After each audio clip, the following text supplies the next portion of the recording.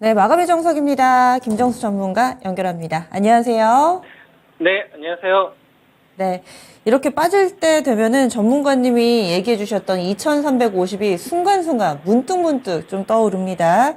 오늘 하락을 어떻게 좀 분석하고 계시는지, 그리고 오늘 장에서 강조해 주고 싶으신 내용, 먼저 오늘 장 한마디로 들어볼게요.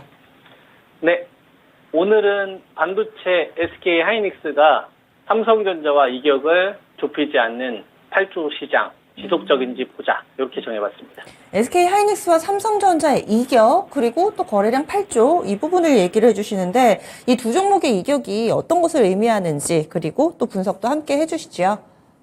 네, 어제하고 이틀 전에 제가 제시해드린 마감의 정석은 이제 반도체는 지속적인 홀딩, 그러면서 배터리 매수 자금의 지속성을 살펴보자. 그러면서 배터리가 지금 전고점을 돌파하고 있는 게 에코프로 정도만 제외하고 LG 에너지 솔루션이나 삼성 SDI 같은 기업이 전고점을 돌파를 해줘야 됐는데 이게 아직 못 넘어가고 있다. 이 말씀 좀 드렸었잖아요. 그래서 요거에 대한 좀 연속성이 좀 떨어지는 구간에서는 매매. 그러면 이제 제일 중요한 게 LG 에너지 솔루션이 버텨준다면 삼성전자가 지금 신고가에 가고 있는 구간이잖아요. 그러면 하이닉스가 같이 신고가래도 가져야 된다 이겁니다.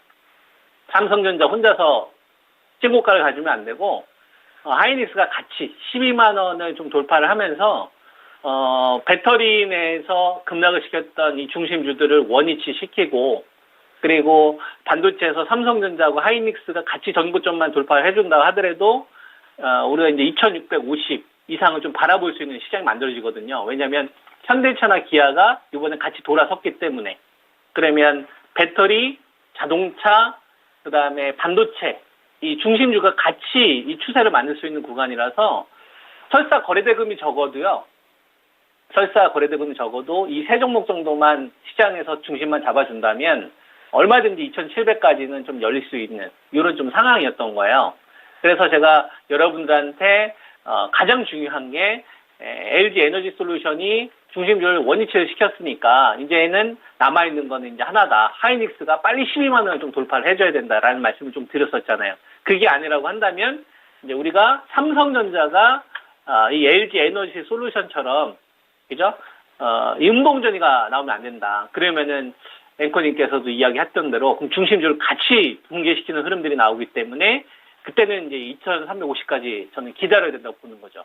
이런 것들 좀 디테일하게 한번 말씀을 좀 드리도록 하겠습니다. 우리가 LG 에너지 솔루션이 LG화학에서 지분 매각 소식이 나오는 시점 전후로 해서 처음으로 흐름이 바뀌었던 지점이 6월 14일이에요. 그죠? 그리고 나서 한번 6월 19일 날 한 번 더 음봉으로 죽였어요. 이때는 거래량까지 실리면서. 이때. 그냥 56만 원이 좀 붕괴가 되면서. 그래서 이때 LG 에너지 솔루션만 죽였으면 상관없는데 같이 죽였다 이거죠. 삼성 SDI나 LG화학이나 포스코 퓨처엠이나 에코프로 비에 이런 중심주들을 같이 죽였다 이겁니다. 근데 다행히 그걸 좀 원위치 시켰잖아요. 그러면은 하이닉스가 이 바톤 터치를 저는 해줘야 된다고 봤던 거예요.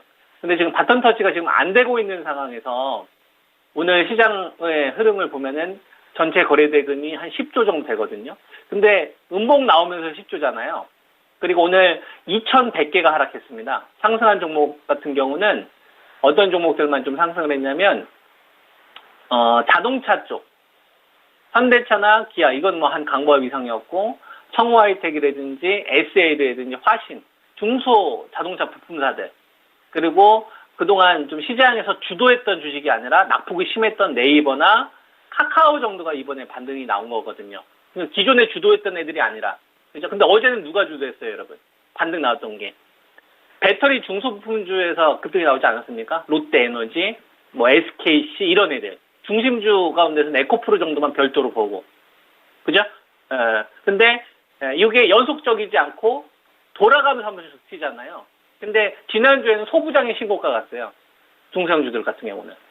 그러니까 중소형주들 같은 경우는 다 같이 상승하기보다는 돌아가면서 한 번씩 급등을 시켜주는 겁니다. 낙폭주들은. 근데 영양가가 저는 없다라고 보는 거죠. 왜냐면은 현재 시장이 좀 영양가를 주려면 중심이 강남이 판을 다시 키워야 된다라고 저는 보는 거예요. 요게 아니라고 한다면 저는 호재도 믿어서는 안 되고, 그리고 우리가 일방적인 뭐 상방이면 상방, 일방적인 하방이면 하방 이렇게 대응하다가는 반대의 어떤 흐름이 나왔을 때 타격이 커요. 이런 건 너무 좀 무모하잖아요. 그러니까 이제 우리가 대응을 좀 구체적으로 양쪽 다 열어놓고 대응을 하는 게 저는 현명하지 않을까 싶습니다. 왜냐하면 돈이 얘기해주고 있어요. 나 호락호락하게 이번 시장 안 갈 거야. 미래차 알려줬다. 반도체, 배터리, 자동차. 요거 가지고 계속 매매해. 따라가면 물려. 중성주들 자금 빠지면 제일 먼저 뺄 거다. 신저가 계속 기록하고 있어. 근데 중간중간에 낙폭주들 반등 한번 해줄게. 근데 얼마 그거 가지고 못 먹을 거야. 현금 관리 하든지 안 하든지. 안 하면 죽는 거야. 이게 시장이 계속 메시지를 우리에게 주고 있는 거죠. 여기에 우리는 승해야 되지 않나. 이렇게 이제 제가 보고 있는 거고요. 자, 이거를 이제 우리가 전략으로 한번 구체적으로 한번 가보도록 합시다. 지금은 LG 에너지 솔루션의 흐름은 그냥 바텀만 형성되는지만 보세요. 지금은 더 중요한 게 삼성전자가 73,600원인데 SK 하이닉스가 빨리 살아나야 돼요.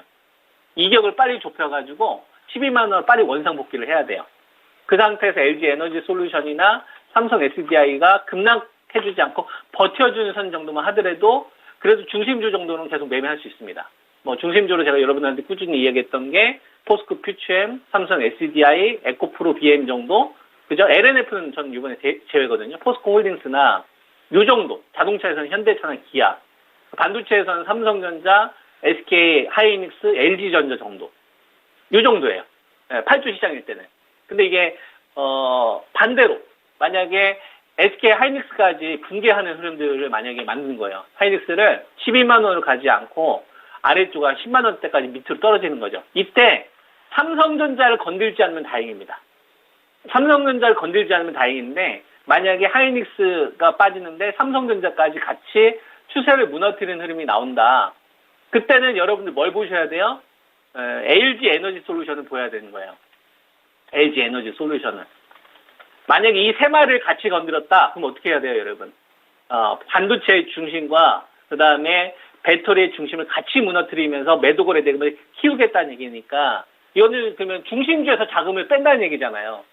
지금 중성주 쪽에서 자금을 빼면서 신저가 여기저기 퍼뜨리고 있는데 중심주까지 자금을 빠지면은 우리는 그때는 어떤 식으로 전략을 세우셔야 되냐면 2350까지는 기다렸다가 천천히 사야 되겠구나. 이 생각을 하시면 되는 거예요. 그러면은 반도체하고 배터리 가지고서 얼마든지 이번 구간 시장에 좀 나침판으로 여러분들이 활용할 수 있을 거고, 중성주들 같은 경우에는 뭐 계속 제가 여러분들한테 말씀을 드리지만 대형주의 전략하고 중성주 전략은 전 달라야 된다고 생각합니다.